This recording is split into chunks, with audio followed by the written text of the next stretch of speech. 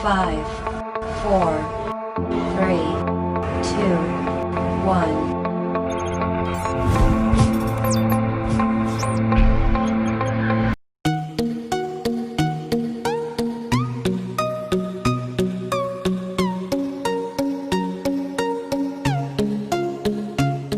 Olá, seja muito bem-vindo. Não se esqueça de se inscrever no canal, curtir e compartilhar nossos vídeos. Vamos mais uma aula? Olá pessoal, tudo bem? Na aula de hoje então iniciaremos a parte teórica de sistemas operacionais, falando um pouco dos tipos que ocorreram na história. Logo depois nós vamos falar então da parte de gerenciamento de processos, escalonamento de processos, gerência de memória, gerência de entrada e saída e também para finalizar a parte de gerência de arquivos. Para isso eu vou utilizar um slide aqui que foi concebido, foi construído no ano de 2015, né, para as primeiras turmas que a gente teve aqui do técnico em informática, subsequente ainda no caso, mas esses conceitos são, né, praticamente perenes aí, né? Eles permeiam aí a parte da ciência da computação e estão presentes aí nos sistemas operacionais que a gente tem hoje em dia. Então vou mudar aqui para exibir o, esse slide. Na verdade não é uma apresentação, né? Não é um slide em formato de apresentação, é um slide no formato para estudo, né? Então eu vou dar uma pincelada em cada um dos slides aqui, vou explicar cada um deles e esses slides vão ser disponibilizados para vocês aí poderem estudar através do sistema SIGA, no grupo de e-mail e também pelo WhatsApp, tá bom? Vamos então passar aqui, pessoal. Então, esse e-mail, até o e-mail antigo que a gente tinha, né, no Campus Freiburgo, hoje em dia todos são @ifc, não mais freiburgo.ifc.edu.br, é IFC direto, né, o meu e-mail. É só suprimir esse Freiburgo aqui que vocês conseguem se comunicar comigo, como vocês já têm contato. Então vamos dar sequência aqui, pessoal. Então, como eu falei, né, a gente vai ter esse roteirinho aí para falar da parte teórica, tá? Eu vou gravar aí mais a nível intensivo aí vídeos para vocês poderem estudar e eu pretendo fazer as duas avaliações ainda esse ano, tá? Sobre a disciplina dessa parte teórica, tá bom? Beleza, então como eu falei, histórico de sistemas operacionais, essa primeira parte nossa, logo depois vai ter um outro, cada númerozinho é um slide, né? A gente vai ter gerência de processos, escalonamento de processos, gerenciamento de memória, gerenciamento de entrada e saída, sistema de arquivos e sistemas distribuídos, tá? Para essa disciplina, eu tirei um pouco a parte de sistemas distribuídos, porque não fazem parte da ementa da disciplina, tá? Mas, havendo condição, a gente vai sempre falar, até porque é um tipo de sistema que está presente no nosso cotidiano, né? Então não vou suprimir ele de forma alguma, apenas pela questão do tempo, pode ser que eu não consiga até o final falar dele, até porque seria um bônus, né? Para a gente detalhar um pouco mais esse tipo de sistema operacional no final da disciplina, né? Que não está contemplado pela ementa, tá bom? Então, seguindo aqui, pessoal, tem a bibliografia que eu indico fortemente para vocês aí, de onde foi tirado o conteúdo para abstraído aí, parte dele para poder fazer esses slides aí, né? O livro do Andrew Tannenbaum, Sistemas Operacionais Modernos, o livro do William Stallings, Arquitetura e Organização de Computadores, e o livro do Abraham Silverschatz, Sistemas Operacionais. Tem outro livro também que é bem interessante, que é a parte de organização de computadores do Mário Monteiro, tá? Então vocês podem também procurar, tem na biblioteca, no nosso campus, vocês podem buscar lá que vocês vão encontrar. É um livro bastante interessante que também aborda alguns dos conceitos que estão representados aqui nesses slides e muito mais, né? Vamos lá. Então, falando um pouco de histórico dos sistemas operacionais, a gente fazendo aqui uma breve introdução da parte histórica, né? Então, contextualizar o que é o sistema operacional, né? O sistema operacional é um programa que atua como intermediário entre o usuário e o hardware do computador. Quer dizer, eu tenho hardware, eu tenho usuário, eu preciso de um programa para fazer aquele hardware funcionar para a gente, né? Então, eu como usuário, eu preciso que o hardware tenha usabilidade, para que eu possa manipular o teclado, possa fazer com que o computador responda aos meus comandos. Quem faz a primeira abordagem no hardware é o sistema operacional. É ele que vai então fazer gestão de recursos ali e poder fazer o hardware, vamos dizer, ter vida, entre aspas, para que a gente possa manipular o computador. O computador sem sistema operacional é um computador, digamos, morto. Ele não vai ter função nenhuma, não vai executar nada, porque os componentes vão estar ali paradinhos esperando o comando, e quem vai dar esses comandos iniciais aí é o sistema operacional, tá bom? O propósito do sistema operacional é fornecer um ambiente no qual o usuário possa executar programas, né? Então, o sistema operacional vai então criar uma base ali, uma camada inicial para que os programas possam ser executados no computador. Então, o sistema operacional vai gerenciar os recursos de hardware ali para que os programas possam, em cima do sistema operacional, poderem ser executados, tá bom? O principal objetivo do sistema operacional é, portanto, tornar o uso do sistema de computação conveniente.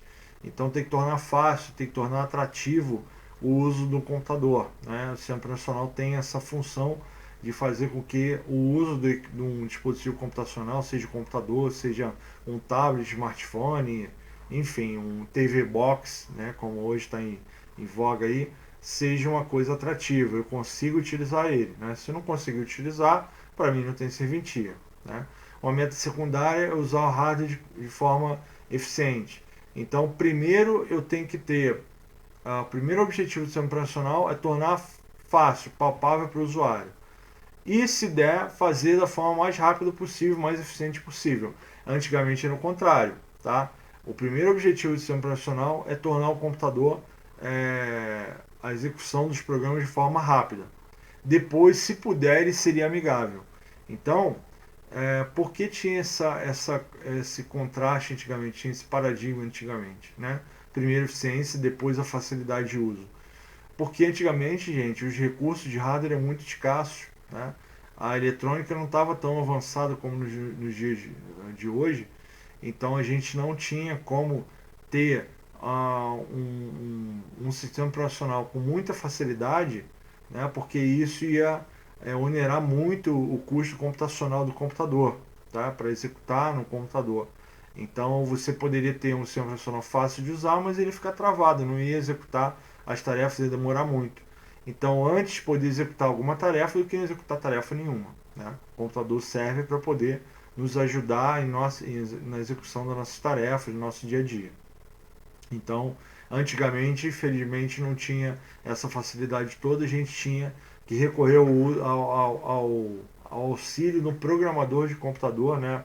De um operador de computador, melhor dizendo, que era a pessoa que ia tentar entender o que você queria fazer com o computador, ele ia lá inserir os códigos no computador, colocava lá os comandos, dava o retorno, tinha o resultado e depois te oferecia o resultado, né? Poderia ser uma equação matemática, poderia ser um problema, né, qualquer aí, vamos dizer, relativo à ciência, mas dependia de uma pessoa que tivesse conhecimento extremo do sistema operacional e um pouco de programação para poder operar o computador. Hoje em dia a gente consegue usar aí numa boa, né? Qualquer criancinha com 4, 5 anos aí tá usando tablet, computador aí, desktop, notebook, então hoje em dia é muito mais fácil, tá bom? Passando aqui, pessoal, a gente então tem o que a gente chama de vamos colocar assim, né, um bloco de componentes, né, do sistema computacional, tá? Nós temos aí várias camadas do sistema computacional, né, e está um pouco detalhado aí, né? A camada mais inferior, né, a gente chama aí do hardware do computador, né, a camada mais próxima do físico ali, são as peças, né, que vai lidar com energia, eletricidade, com energia elétrica ali, né, vão receber zeros e uns para ter o seu funcionamento. Logo após, eu tenho então o sistema operacional, que é o sistema operacional que vai interagir diretamente com o hardware. Então, assim, a camada inferior sempre oferece recursos para a camada superior. E a camada superior, ela sempre gerencia os recursos da de baixo. A camada superior, não. A camada superior depende dos serviços da de baixo, para poder ter a sua função. Então, a gente tem o hardware ali, que vai oferecer recursos para o sistema operacional, e o sistema operacional, então, vai controlar os recursos do hardware. Da mesma forma, a gente tem aí os programas aplicativos de sistema, que seria a terceira camada, né?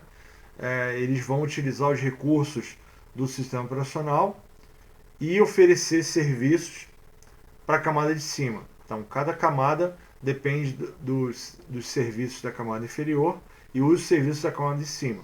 Tá? Então, programas de sistema e aplicações, eles usam os serviços do sistema operacional e oferecem serviços para a camada superior, que é o usuário. Então, o usuário ele usa o computador não para usar o hardware em si, não para usar o sistema operacional em si. Raramente isso acontece. Tá? Geralmente ele utiliza programas aplicativos, que são programas escritos para poder solucionar um problema ali específico, né? Solucionar uma questão ali que ele quer resolver assim, com foco definido. Por exemplo, eu quero redigir um texto, eu quero fazer uma planilha eletrônica, eu quero poder criar uma planta de um apartamento, criar um projeto, enfim. Tem N demandas aí que os programas aplicativos individualmente vão poder realizar. Todos esses dependem então dos serviços do sistema operacional, que é o cara que vai dizer para os programas quanto o computador tem de memória, quanto tem de processador disponível, quanto tem de espaço em disco, se aquela placa de vídeo suporta aquele recurso ou não. Tá? E o sistema operacional, por sua vez, vai oferecer esses recursos para os aplicativos e também vai consultar o hardware para ver se ele consegue executar essas funções. Tá? Então, sempre uma determinada camada oferece serviços para a camada de cima e depende dos serviços oferecidos pela de baixo. Tá bom? Então, a gente tem aí os componentes do sistema computacional. Quais são os componentes? Mais inferior, hardware, mais a baixo nível. Depois, sistema operacional, é o cara que gerencia o hardware. Programas aplicativos, eles utilizam os recursos do sistema operacional e oferecem serviços para o usuário. E por último, usuários, que são a razão de ser até do sistema computacional. Né? Os computadores existem para poder solucionar nossos problemas, satisfazer nossas necessidades. Se a gente encontrasse um outro dispositivo, um outro caminho para poder resolver isso, a gente poderia abandonar o computador e utilizar um outro dispositivo. Tá bom? Vamos passar aqui.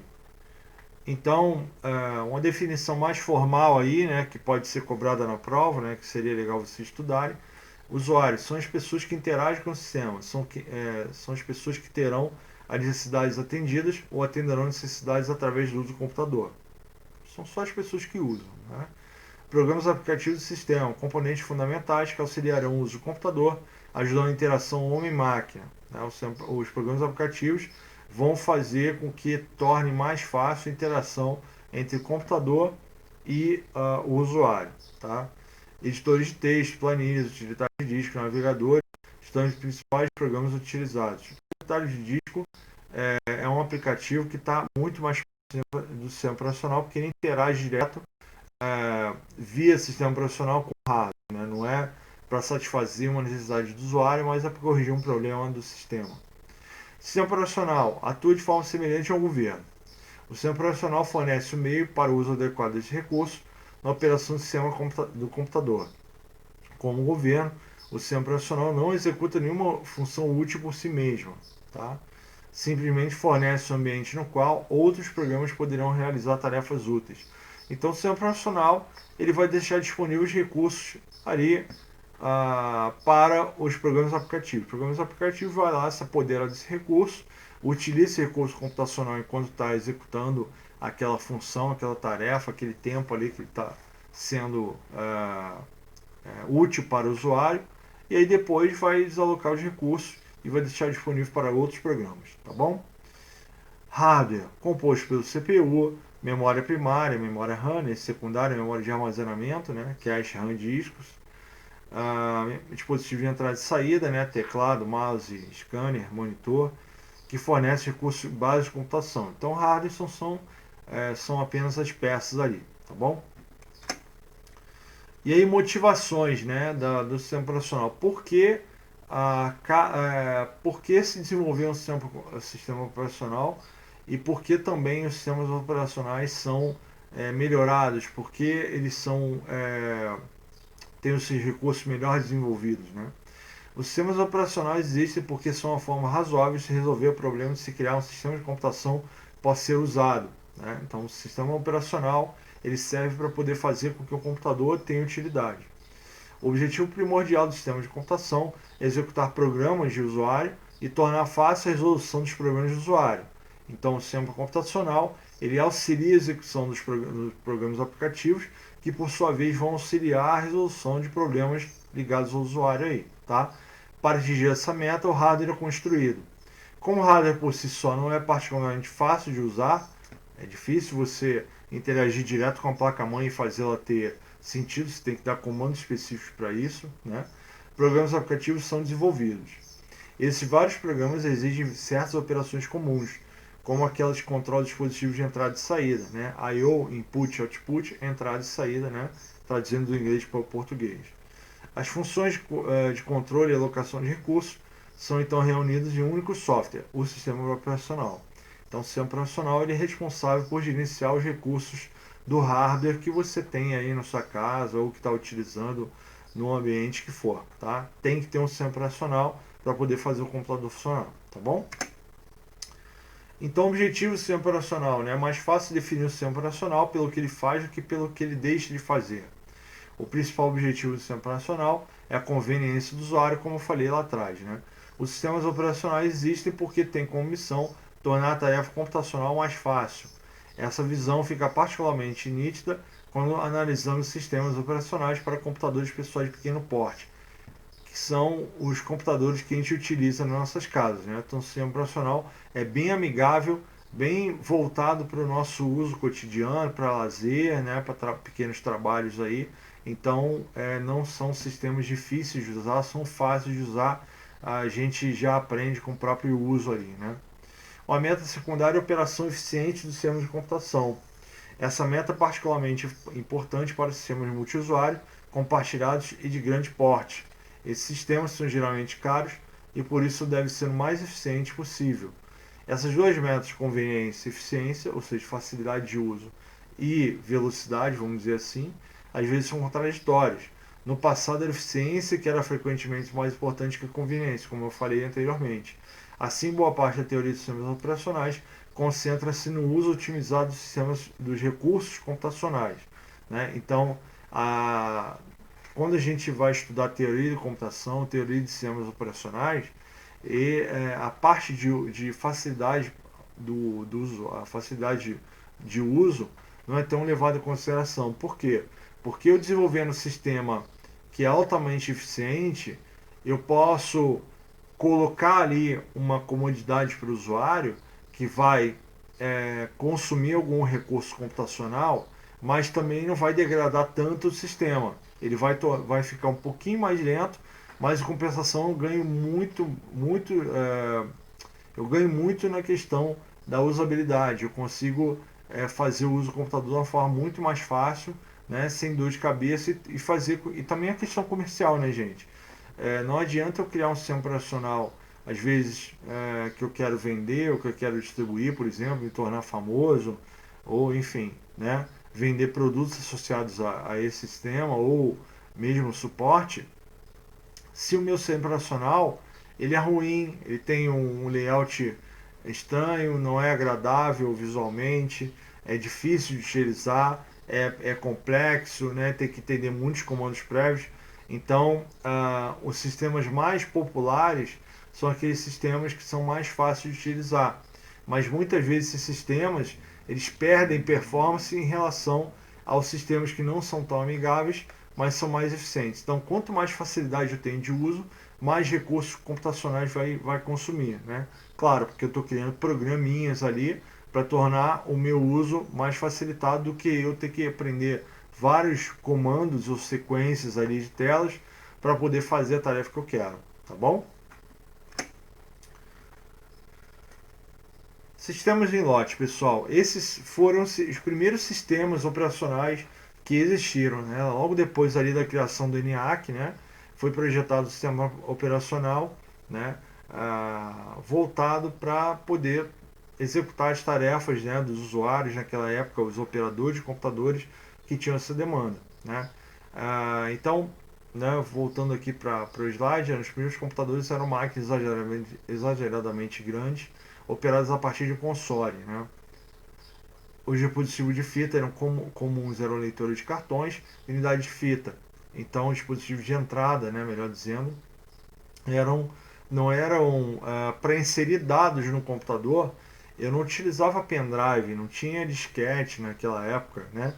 A gente tinha leitores de cartões, tinha o cartão perfurado, que eu colocava os códigos ali que eu queria que o computador executasse, e inseria esse cartão perfurado na leitora de cartão, tá? Então essa leitora de cartão ia então mapear esses pontos no cartão perfurado, cartãozinho de papel perfurado, ia fazer a leitura desses pontos, ia traduzir aqueles pontos em comandos para poder executar alguma tarefa no computador, tá? E também a unidade de fita para poder fazer leitura, isso foi depois do cartão perfurado, né, para fazer leitura de dados e armazenamento também, né?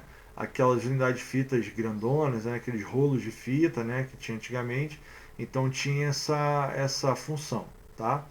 Os dispositivos de saída comuns eram impressoras de linhas, unidade de fita e perfurador de cartões. Então também tinha a questão da impressora para poder imprimir os resultados, muitas vezes em pontos, né? E aí depois o operador de computador ali, os programadores de computador iam traduzir aquele resultado gerado pelo computador em informações úteis, né, para o ser humano poder compreender, tá? O usuário não interagia diretamente com o sistema de computação. Em vez disso, ele preparava um job, né, uma tarefa. Quando a gente se referenciar a job aqui, tarefa, né, ou vamos dizer processo, né, a ser executado, tem o mesmo significado, tá bom? Que consistia no programa, dados e algumas informações de controle sobre a natureza da tarefa e o submetia ao operador de computador. Então o usuário tinha demandas para poder ser executadas pelo computador, ele fazia ali o job, criava a demanda e mandava para o operador de computador, que é a pessoa que conseguia fazer com que o computador funcionasse, né? A pessoa conseguia compreender ali os comandos básicos e traduzir os interesses do usuário em funções aí viáveis no computador. A tarefa geralmente tinha forma de cartões perfurados. Algum tempo depois a saída aparecia. Então inseria os dados ali pelos cartões perfurados e o computador processava então, né? Lembrando que a computação ela basicamente é feita de entrada, processamento e saída.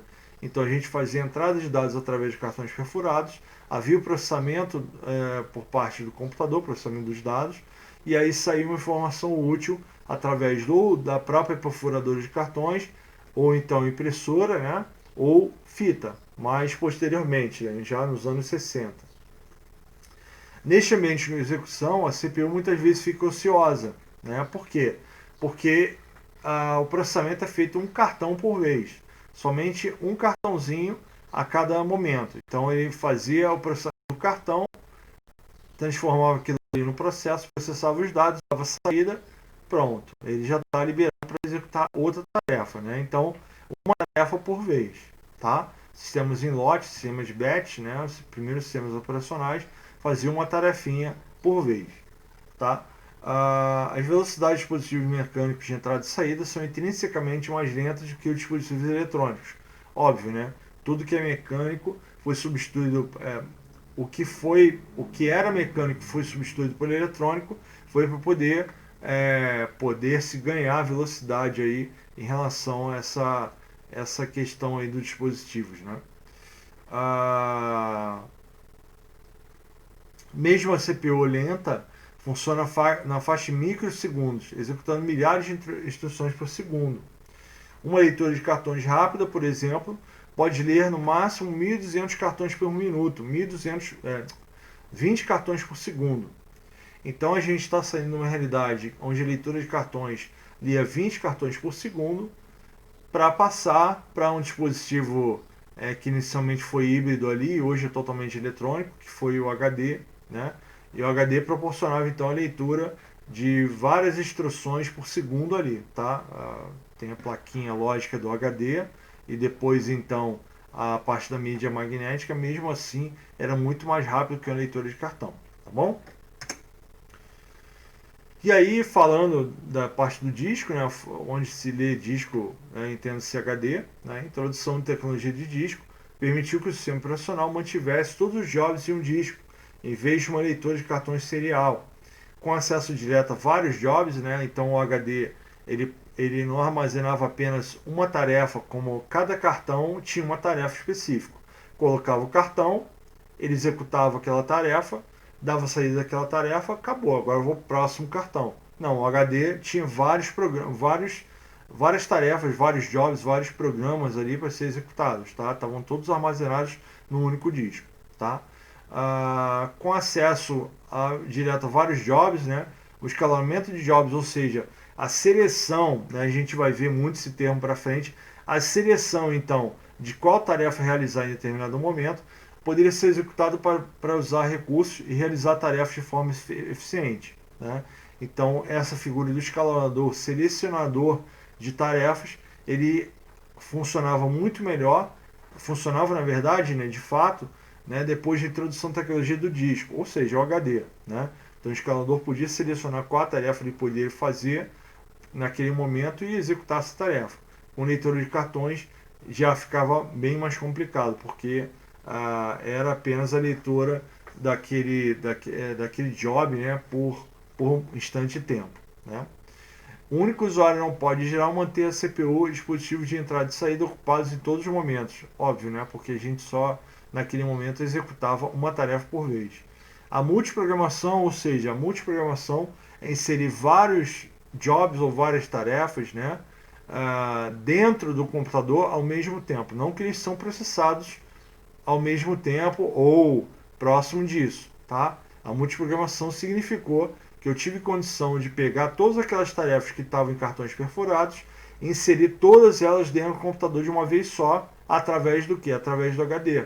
Então, fazendo a programação, ou o termo utilizado aqui, multiprogramação, né, transformando os códigos dos cartões perfurados em linhas de código, né, nos programas que foram inseridos dentro do HD, o computador então tinha condição de poder executar muito mais coisa em menos tempo, né?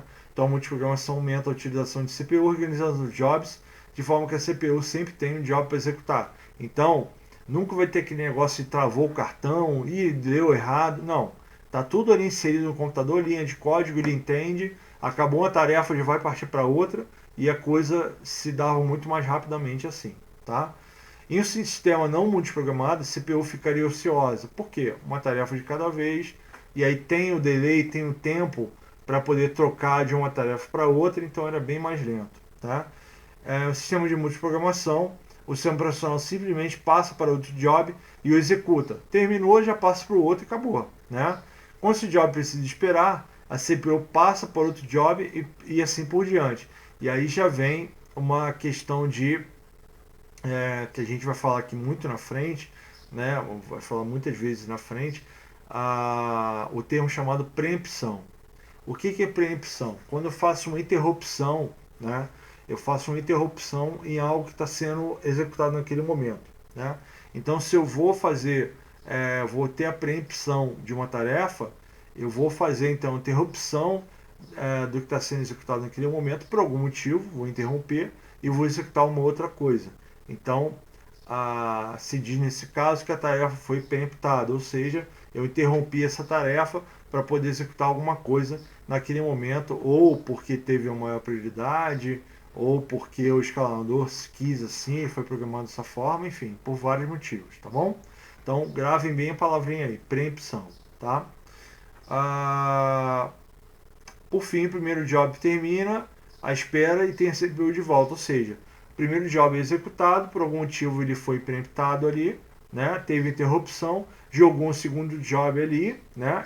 O primeiro ficou aguardando em espera, enquanto a CPU pegava o segundo job para executar, executou o segundo job até o final, porque ele poderia ser mais urgente, ter mais prioridade, alguma coisa assim, e aí terminou ele e voltou para o primeiro. Então não preciso esperar eternamente até o primeiro job ser executado para poder iniciar o segundo então, tá bom? Desde que haja pelo menos um job para executar, a CPU nunca fica ociosa. Então a gente tem um conceito de fila, né? A gente tem uma fila de processos a serem executados. Então desde que essa fila esteja cheia, sempre vai pedir um processo, acabou, vai pedir o outro, e a coisa vai sendo executada dessa forma, tá? Todos os jobs que entram no sistema são mantidos no pool de jobs, né? Pool, fila de jobs, é a mesma coisa, tá? Esse pool consiste em todos os processos residentes no disco, aguardando a alocação da memória principal. Se vários jobs estiverem prontos para serem carregados de memória, e se não houver espaço suficiente para todos, o sistema deverá fazer a escolha. Então, posso ter apenas, por exemplo, um job e uma tarefa a ser executada naquele momento. O escalador vai ver, só tem uma tarefa para executar. Vou pegar essa tarefa que está pronta para ser executada e vou jogar ali, tá? Beleza.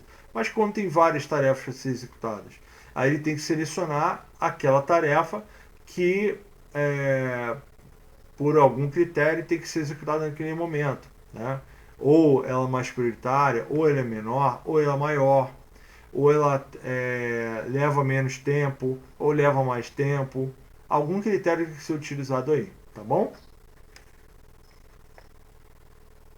Então a gente tem uma representação gráfica aí de como funcionaria esse pool de jobs, né, essa fila de jobs, né? A gente tem ali o sistema operacional e em seguida à direita ali o job 1, 2, 3 e 4, todos ali em ordem, né, aguardando para poder ser executado, né? A figura do escalonador, ele vai selecionar o job aqui, acho que você vê meu mouse, eles vão selecionar o job aqui de acordo com os critérios de execução. Se todos esses estiverem prontos para ser executados, ele vai selecionar um desses jobs, 1, 2, 3 ou 4.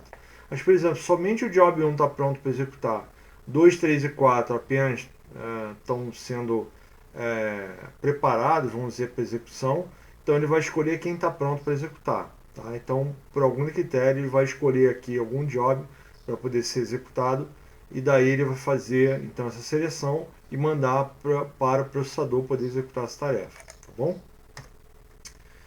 Então, algumas características principais de sistemas em lote, né? A gente tem duas fases, né? O que dividiu essas fases aí foi o surgimento do HD ou tecnologia de disco, como vocês vão ver aí, tá? Então, o sistema operacional residente na memória, né? Isso aí é uma característica interessante desses sistemas em lote aí, né? Na primeira fase, né, era feito o uso de cartões perfurados ou unidade de fita, né, para poder armazenar as tarefas e armazenar os resultados do processamento também, tá? Os jobs eram executados em sequência. Se um job tivesse que esperar, todos os outros teriam que aguardar também, né? Então você tinha ali aquela fila, um job prendia todos os outros, né? Não tinha um outro método para poder executar. A gente vai ver logo em seguida no próximo tipo de sistema operacional que a gente vai falar, tá? Segunda fase, né? Aí já com o advento da tecnologia de disco, né? Já com a adoção do HD, né? Foi possível a multiprogramação, né? Que é a inserção de diversos desses jobs ou programas aí que teriam que ser executados, em vez do uso de cartão perfurado, foram colocados dentro do disco, transformados em programas e inseridos dentro do disco. E aí as tarefas eram carregadas, né, do próprio disco e executadas no computador, tá? Após o uso de tecnologia de disco, foi possível a alocação dos jobs em fila no disco. Também, outra figura interessante, escalonamento. Já que eu tinha várias tarefas ali dentro, eu tinha que ter um mediador, né, ou um elemento para poder selecionar qual daquelas tarefas iam ser executadas. Então, teve-se que criar um critério para poder escolher qual é a tarefa que vai ser executada naquele momento, tá bom? Então, é a figura do escalonador, né? Foi possível o sistema operacional escolher que job seria executado em determinado momento. Caso algum job ficasse aguardando a operação de I/O, de entrada e saída, né, o sistema operacional alocaria um próximo job para execução da CPU. Então, por exemplo, eu tenho a fila de processos ali para ser executados, né? Estou começando a executar o primeiro, beleza. E aí lá para as tantas ele parou por algum motivo, está esperando o usuário inserir a senha ou o nome de login, alguma coisa, tá? E aí parou, tá? O escalador, para não deixar a CPU parada, ele vai selecionar ali um segundo job, uma segunda tarefa para ser executada naquele tempo.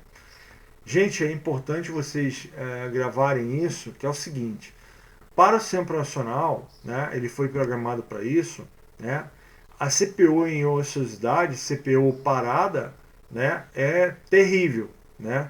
Porque é desperdício de energia, desperdício de tempo, desperdício de equipamento, né? Então a CPU sempre tá ocupada fazendo alguma coisa. Se ela estiver ociosa, é porque realmente não tem nada para fazer, não tem nada para executar, o computador está ligado à toa, digamos assim, tá? Agora, se tem tarefas para ser executadas e a CPU está ociosa, algum problema tem. No escalonamento, o sistema operacional está dando algum problema, porque em casos normais, o sistema operacional sempre vai tentar escalonar uma tarefa para fazer com que seja executada na CPU, tá? Então a CPU nunca vai ficar ociosa, tá bom? Grave isso daí. A CPU, diante da programação do sistema operacional, nunca fica ociosa, a menos que não tenha nenhuma tarefa para fazer, tá bom? E aí, como eu falei, né, o sistema operacional aloca um próximo job para execução na CPU. E aí, gente, a gente vai entrar no outro modelo. Nós vimos aí que o primeiro modelo, né, o primeiro tipo de sistema operacional, ele é o sistema operacional em lote ou em batch, né? Você tinha uma série de tarefas a ser executadas, e aí, por vezes, o escalador podia selecionar uma tarefa ali para poder executar naquele determinado tempo. Só que se uma tarefa demorasse muito para ser executada, vamos dizer que não travou, vamos dizer que a tarefa é muito demorada. Todos aqueles processos para trás iam ter que aguardar muito tempo. Vamos dizer que você aí programou uma tarefa para ser executada no computador e essa tarefa vai levar 10 horas. E eu preciso executar uma coisa rapidinho ali, uma conta de somar, por exemplo. Tá? Só preciso saber uma conta de somar ali que eu não estou conseguindo fazer de cabeça. Eu mandei para o computador. Eu vou ter que aguardar esse tanto de horas para poder fazer uma continha de somar. Era muito mais fácil pegar a calculadora, né, e não usar o computador e fazer ele rapidinho. Mas vamos dizer que o único dispositivo que a gente tenha é o computador para fazer tudo, tá? Então uma tarefinha pequenininha desse tamanho vai ter que aguardar um tanto de tempo porque tem outra tarefa enorme na frente, tá? Pensando em otimizar esse cenário para poder dar espaço a outras tarefas, vamos dizer, geralmente menores, vamos dizer assim, que levam menos tempo, foi pensado então no sistema operacional de tempo compartilhado. O que é isso? Eu vou, em vez de alocar o tempo inteiro, 100% do tempo, só para aquela tarefa ali que está na frente, que chegou primeiro, eu vou passar a dividir o tempo em fatias e alocar um pedaço do tempo para uma tarefa. Aí a próxima tarefa vai ganhar mais um pedacinho de tempo. A terceira tarefa, mais um pedacinho. Quarto, quinto, até eu fechar um ciclo, vamos dizer assim, né? E aí fechou o ciclo, eu começo a executar tudo de novo, né? A primeira tarefa que está mais tempo sem executar, vai executar mais um pouquinho de novo. A segunda, a terceira, eu vou girando, né? Então, vou fazendo esse ciclo aí, até as tarefas irem terminando aí, pouco a pouco, tá bom? Então, sistemas de tempo compartilhado. Os sistemas embedded multiprogramados forneceram um ambiente no qual os vários recursos do sistema eram utilizados de forma eficaz, mas não permitiam a interação do usuário com o sistema de computação. Tempo compartilhado multitarefa é uma extensão lógica da multiprogramação. A CPU executa vários jobs alternando entre eles, mas as trocas ocorrem com tanta frequência que os usuários podem interagir com cada programa durante sua execução. Ou seja, eu não fico mais travado durante a execução somente de uma tarefa. O sistema operacional agora vai executar a primeira tarefa um pouquinho, a segunda tarefa mais um pouquinho, a terceira tarefa mais um pouquinho, a quarta, a quinta, até chegar à última tarefa. E aí ele retorna para o começo, podendo executar isso tudo de novo, tá? Eu vou tentar desenhar aqui um pouquinho para ficar mais fácil a compreensão. Então, pessoal, eu vou utilizar o Paint aqui para poder ilustrar essa ideia mais ou menos da comparação entre sistemas em batch, né, e o sistema de tempo compartilhado. Sistemas em batch era o seguinte, tá? Eu vou desenhar um retângulo aqui, né, onde tivesse uma fila, né? E aí eu vou ter vários pedaços, né? Ter vários jobs.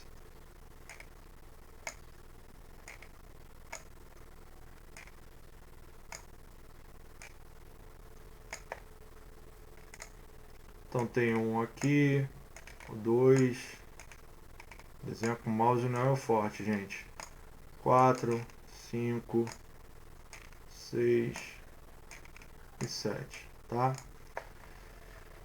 Vou tá chegando a mesa digitalizadora aí para poder escrever um pouco mais fácil. Com o mouse não é fácil, tá? Então tenho 7 jobs, tá? E eu tenho aqui embaixo a CPU.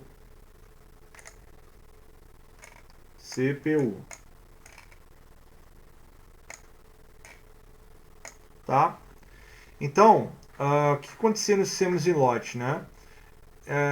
Era feito então a carga desse sistema do job aqui da tarefa para a CPU, tá? Então, enviar a tarefa 1 para a CPU. Enquanto essa tarefa 1 não terminasse, tá? Os outros iam ficar esperando. 2, 3, 4, 5, 6, 7 ficar aguardando aqui, tá? Uma vez que essa tarefa aqui, deixa eu mudar aqui o tamanho do negócio, tamanho da borracha aqui, tá? Uma vez que essa tarefa 1 terminou, eu então tinha a alocação da segunda, tá? Eu tenho a alocação da segunda aqui e assim sucessivamente. O que fazia o escalador naquela época, né? O que fazia o escalador naquela época? Por exemplo,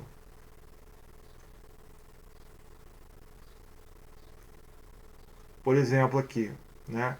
A gente tinha a tarefa 1 sendo executada aqui, né? Por algum motivo a tarefa 1 travou, sei lá, paralisou por algum motivo, né? Então o escalador vinha aqui, né? Ele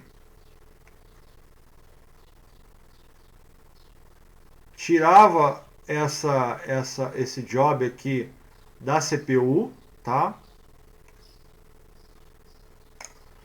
E aí alocava a CPU para o job 2. Uma vez que esse job 2 fosse terminado, deixa eu tentar aqui mudar aqui a... Tá, vai ficar mais fácil de apagar. Uma vez que esse job 2 terminou a execução dele, o 1 tá parado lá, tá? Terminou a execução dele, então... Deixa eu mudar aqui.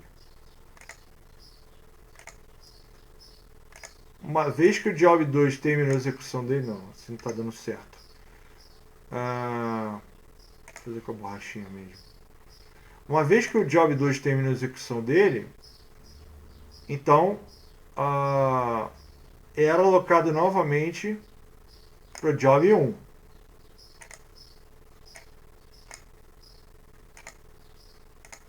É alocado novamente para o job 1, tá? Até a tarefa 1 terminar. A tarefa 2 já acabou, tá? A tarefa 2 já terminou. Tarefa 1 está terminando, rodou, terminou. Então vou pegar aqui e vou alocar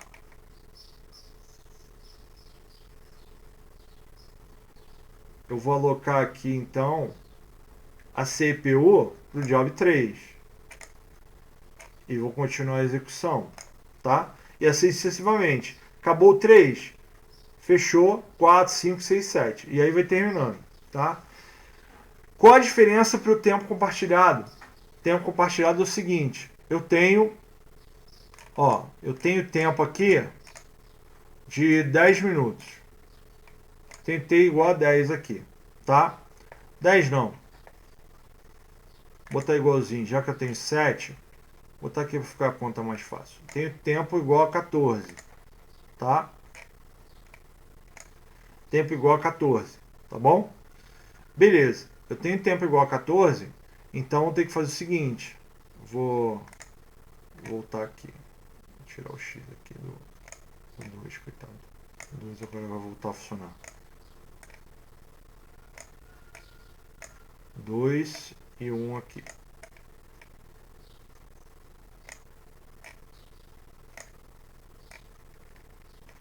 Tá. Então, o que passa a acontecer aqui, tá? Passa a acontecer isso aqui, ó.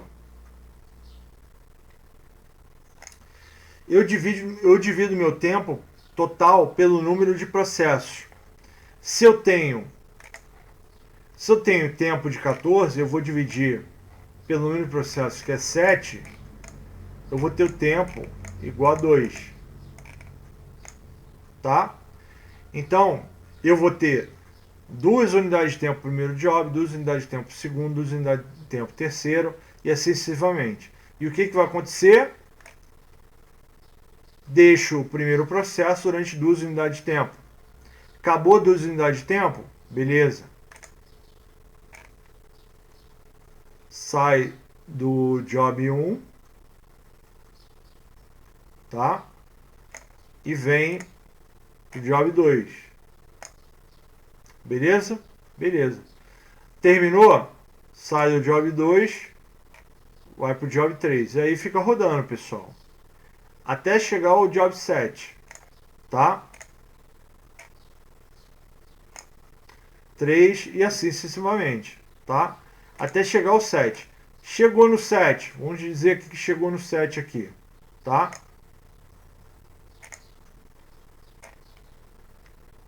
Chegou no 7 aqui. Acabou o tempo do 7, acabou os 2 segundos aqui que são alocados para a tarefa 7, tá? Então eu vou sair do 7.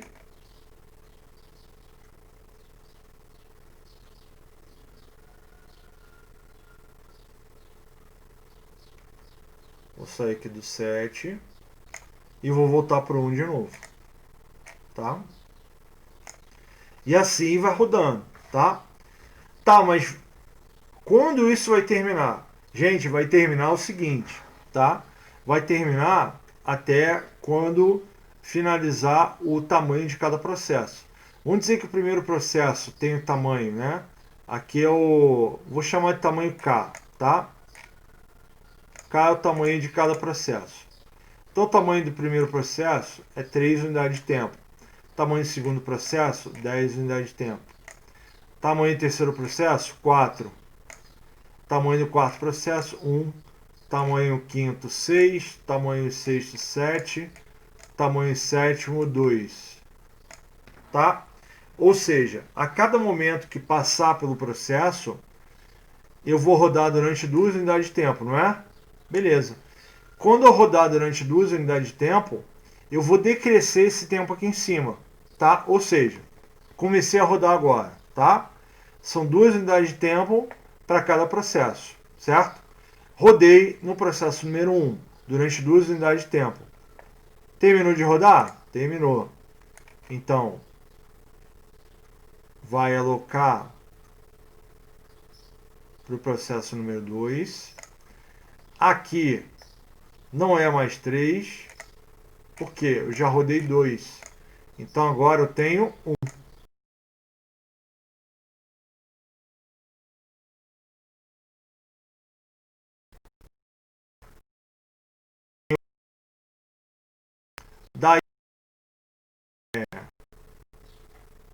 Daí então, o que acontece? Vai ser alocado aqui para o job 2, tá? Vou apagar aqui um pouquinho. Vai ser alocado para o job 2 aqui, certo? Vai rodar durante 2 unidades de tempo. Terminou a execução? Terminou. Então, eu vou decrescer aqui também. 2 unidades de tempo vai passar para 8. Tá bom? E aí, eu vou desalocar a CPU do processo número 2.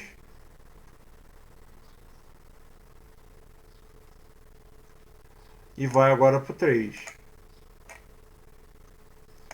E assim sucessivamente, pessoal. Tá? Assim vai sendo executado então as tarefas até acabar. Então, acabou o tempo do 1 aqui, beleza, ele vai sair fora E aí eu vou passar a rodar só do 2 até o 7. Acabou o 2, beleza, eu vou rodar considerar só os processos que estão em execução. É isso que o job tempo compartilhado faz. Tá legal? Vamos voltar aqui, o sistema operacional, melhor dizendo, em tempo compartilhado, tá? Faz. Ele compartilha pedacinhos de tempo entre cada processo e o processo vai rodar aquela unidadezinha de tempo enquanto necessitar de capacidade computacional para ser executado. Uma vez que a unidade de tempo destinada a ele já foi suficiente, ele já terminou a execução, ele sai da fila de execução aqui de tarefas e vai então dar lugar a outros processos, se for o caso. Tá bom? Vamos retornar aqui, pessoal. Então, assim, os sistemas em batch multiprogramados forneceram um ambiente no qual vários recursos do sistema eram utilizados de forma eficaz, mas não permitiam a interação do usuário com o sistema de computação. Né? Como falei antes, né? Era complicado para utilizar computador.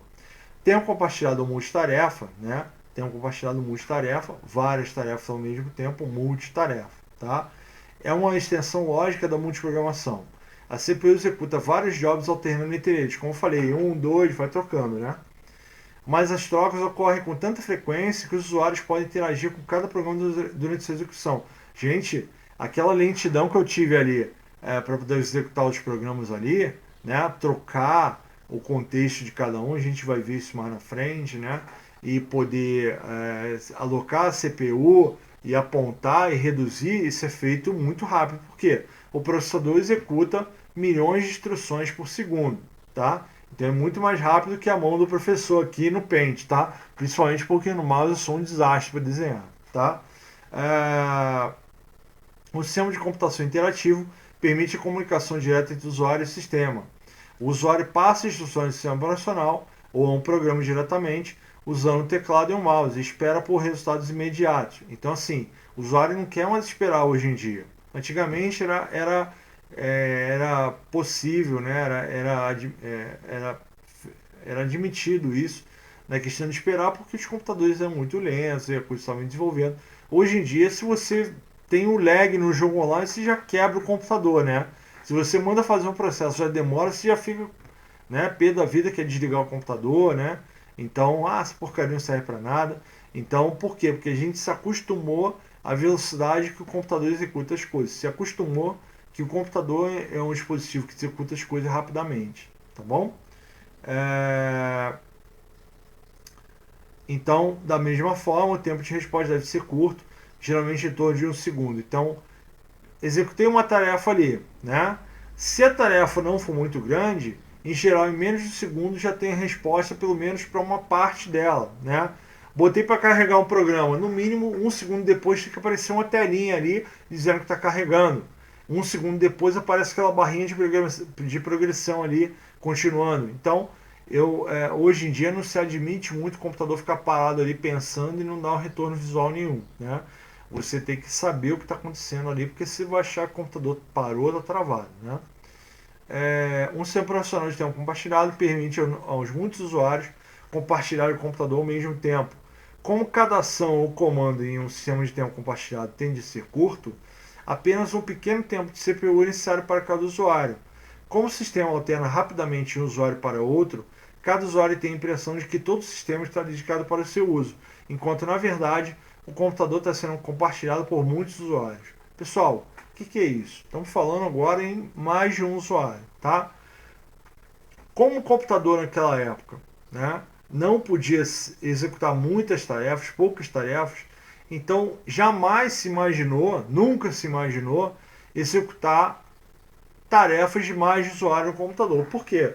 Tarefas de mais de uma pessoa vai dar muitas tarefas, o computador não vai dar conta disso, tá? Só que com a evolução da indústria da informática, né, processadores mais rápidos, memórias mais rápidas, HDs, discos mais rápidos, né? Então foi possível executar muito mais tarefas em menos tempo. E chegou um tempo que estava se executando tanta tarefa que o computador estava ocioso. Lembra que eu falei que a CPU não pode ficar ociosa? Então os engenheiros de computação pensaram, né, e conseguiram então inserir mais tarefas no mesmo computador. Como? Admitindo mais de um usuário por computador, né? pegar tarefas de vários usuários ao mesmo tempo e botava em execução. Então aquele quadrinho aqui, vou voltar para aqui para o Paint, aquele quadrinho aqui passou a ser assim, né? A gente tinha aqui a cor de um único usuário, tá? Porque os processos aqui de 1 a 7 eram do mesmo usuário, mas agora passou-se a ter mais tarefas ainda, né? Então vou desenhar aqui mais tarefas ainda, né? Vou fazer um puxadinho aqui, tá, gente? Mais tarefas ainda.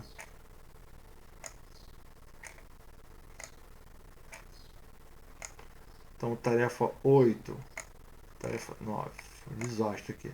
Tarefa 10, tá? Só que essas tarefas não eram todas do mesmo usuário, tá? Eram diferentes usuários, então. Então, eu tinha que ter algum marcador aqui para poder identificar qual é a tarefa de usuário 1, qual é a tarefa de usuário 2. Então, vou colocar aqui em texto aqui de repente, ó, usuário 1, usuário 2, tá? Só que cada um vai ter então uma identificação diferente. Deixa eu aumentar a fonte aqui.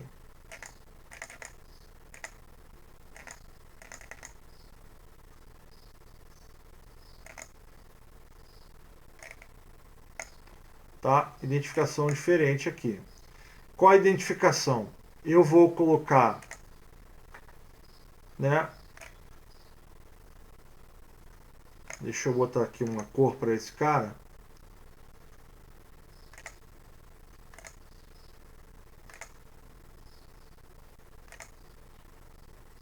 Botar uma cor para esse cara aqui. Botar o vermelhinho. Então o vermelho vai ser o usuário 1. Né? Opa.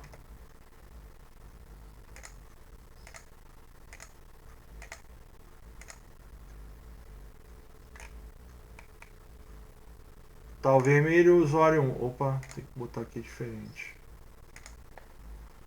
Vermelho usuário 1. E aí,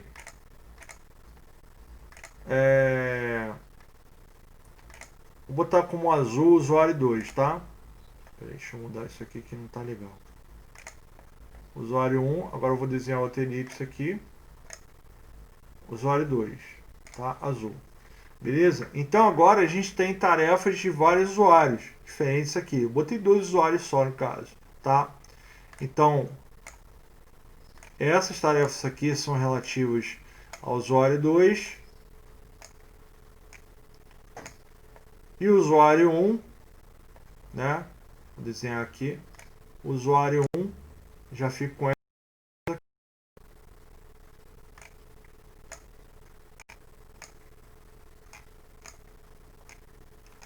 Então já é possível ter mais tarefas ainda, inclusive de vários usuários diferentes, tá bom? Mais ou menos, claro, vai seguir aquela lógica ali de executar os processos, né?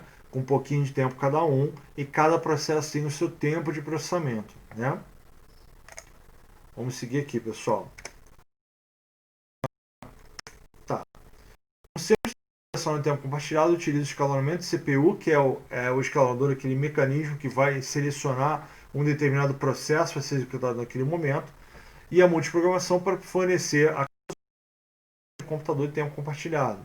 Cada usuário tem pelo menos um programa separado da memória, né? Como mostrei ali, tem vários naquela fila ali, né?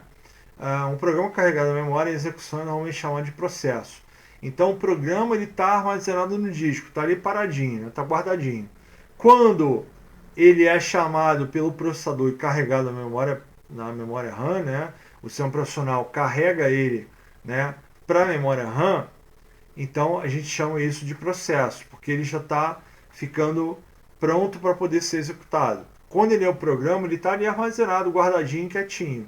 Agora, quando ele é executado, quando esse programa é executado, ele se torna um processo, tá? Ou uma coleção de processos. Quando o processo executa, geralmente executa durante um curto espaço de tempo, antes de terminar ou precisar realizar a operação de entrada e saída, I/O. A operação de entrada e saída pode ser interativa, ou seja, a saída para o usuário é feita em um monitor e a entrada é feita a partir do teclado, mouse ou dispositivo, né? Dispositivo de entrada e saída, né? Entrada eu vou inserir dados, saída eu vou receber dados aí, tá? Como a I/O interativa, entrada e saída interativa, geralmente tem velocidade humana, quer dizer, eu estou digitando ali, né, na velocidade do ser humano, nós não conseguimos fazer mais rápido determinada velocidade, pode levar muito tempo para terminar. A entrada, por exemplo, pode ser limitada pela velocidade de digitação do usuário, né, como eu falei. 7 caracteres por segundo é rápido para pessoas. 7 por segundo ali, estou digitando 7 litros por segundo, é muito rápido. Mas é incrivelmente lento para computadores, né? Lembrando, pessoal, que um caractere, uma letra, um número, um símbolo, ele é convertido em byte, tá? Um caractere pode ser uma letra, maiúscula, minúscula, um número, um símbolo, enfim, ele é convertido para byte no computador, tá? O byte é o agrupamento de 8 bits, tá? Então, o bit eu tenho, então, a possibilidade de ter 1 ou 0. Ou o bit é 0 ou o bit é 1. E um byte é formado por 8 bits. Então eu vou ter 8 bits um lado do outro, que pode ser 1 ou 0.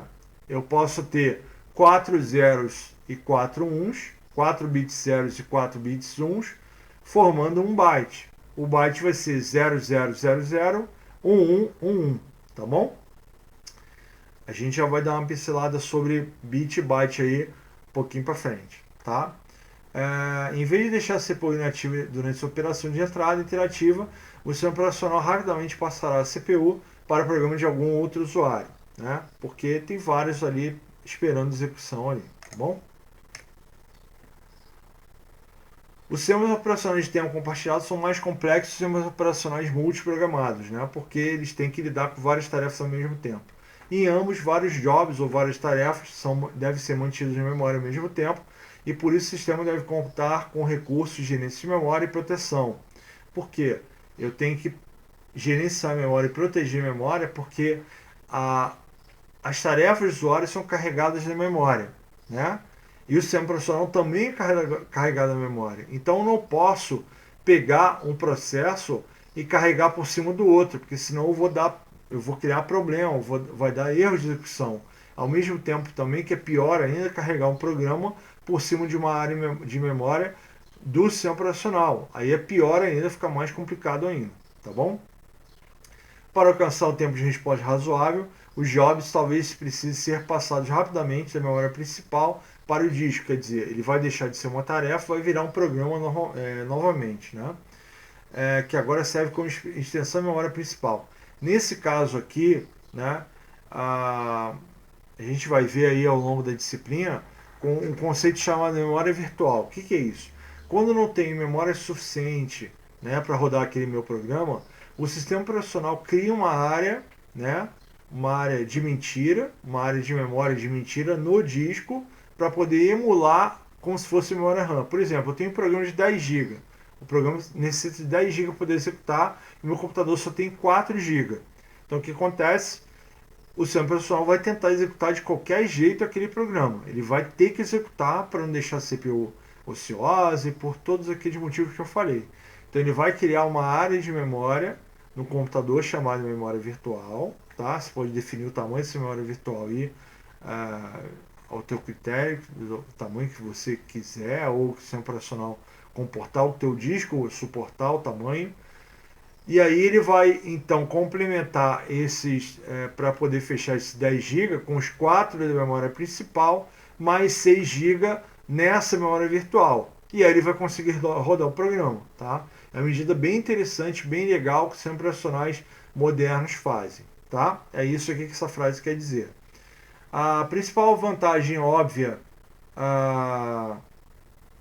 que eu falei, método comum de alcançar essa meta, a memória virtual, uma técnica que permite a execução de job que talvez não esteja completamente em memória. O job não tem um tamanho excedente ao tamanho da memória. Tá? A principal vantagem óbvia desse esquema é que os programas podem ser maiores que a memória física, como eu falei agora. O sistema de tempo compartilhado também fornece um sistema de arquivos para poder armazenar todos os arquivos ali e você poder localizar o que você precisa. O sistema de arquivos reside em coleção de discos, né? Pode ser um HD, 2 HDs, 3, você pode ter vários aí, depende da sua complexidade computacional. Se é um computador doméstico, geralmente tem um HD só. Se é um computador corporativo, geralmente tem vários HDs ali para armazenar muita informação, tá? Portanto, o gerenciamento de disco deve ser realizado.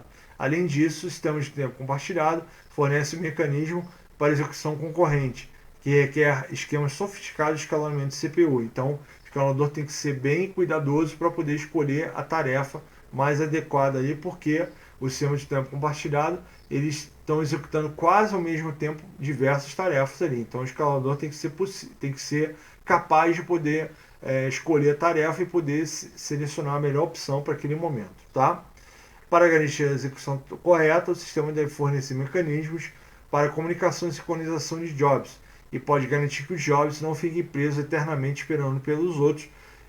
E é por esse motivo que foi criado o sistema de tempo compartilhado, né? Para fazer com que um processo não trave a CPU só para ele. Eu posso usar ele durante um tempo, passar para o outro e assim sucessivamente, tá bom? E aí, pessoal, para finalizar a aula, essa aula agora, né, para não ficar o vídeo muito extenso, eu vou falar de algumas características principais do sistema de tempo compartilhado, né? Multiprogramação, que é a inserção de vários programas no mesmo disco internamente dentro do computador. Multiusuário, porque eu tenho tantos processos que é possível agora rodar vários processos de vários usuários diferentes, porque se eu utilizar um usuário apenas, eu vou rodar tudo que precisa ali e o computador vai ficar parado ocioso. Então, para poder fazer com que o computador tenha mais utilidade, consiga executar mais coisas, né? Eu permito agora que a gente insira mais usuários com mais tarefas e aí eu posso tornar o computador mais útil, né? Para poder fazer com que mais tarefas sejam executadas e deem mais resultados em menos tempo, tá bom? Interação do usuário e computador, então agora a gente não precisa mais daquela figura do operador de computador, né, que é um cara específico para traduzir a linguagem de utilização do computador para aquilo que eu preciso. Não, agora os sistemas operacionais também foram evoluídos para permitir um método mais fácil de poder utilizar o computador. Não é tão complexo, difícil, né, como antigamente, porque os recursos computacionais eram escassos, né, processadores muito lentos, pouca memória. Agora já evoluímos também em relação a isso. Então, os computadores mais rápidos permitem mais processos e entre esses processos estão ali telas ou situações que permitem a fácil utilização do computador, tá bom? Assim como nos sistemas em lote, batch, o compartilhamento dos recursos do computador para vários processos ao mesmo tempo, assim como para vários usuários, cada um com seus próprios processos. Então a gente tem tantos processos que a gente pode executar processos de um usuário, de outro usuário e assim por diante, tá?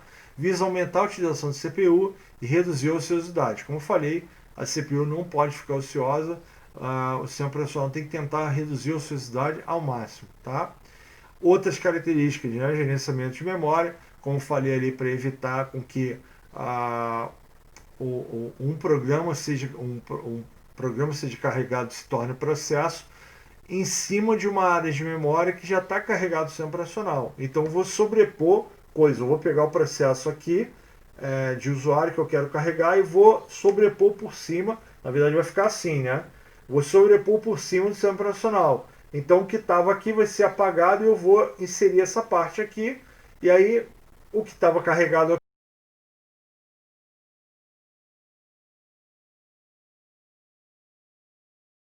no computador, desligar, enfim. Gerenciamento de disco, né, que é importante poder alocar os arquivos corretamente. Gerenciamento de entrada e saída, para poder coordenar ali os dados que entram e que saem do computador. Comunicação e sincronização de processos, né, para poder organizar ali que processo vai ser executado em determinado momento. Então, gente, com isso a gente finaliza então essa primeira parte aí desse primeiro slide, tá? Eu vou gravar um outro vídeo, né, uma outra aula para a gente poder finalizar essa parte de histórico de sistemas operacionais e a gente vai avançando aí com a parte teórica de sistemas operacionais, tá bom? Pessoal, espero que vocês tenham gostado. Até uma próxima. Tchau, tchau. Gostou do vídeo? Que legal! Se inscreva no canal, clique aqui em se inscrever no canal, curta, compartilhe nossos vídeos nas redes sociais e ajude mais e mais pessoas a terem acesso a essa fonte de conhecimento aqui no nosso canal. Então, até a próxima. Tchau!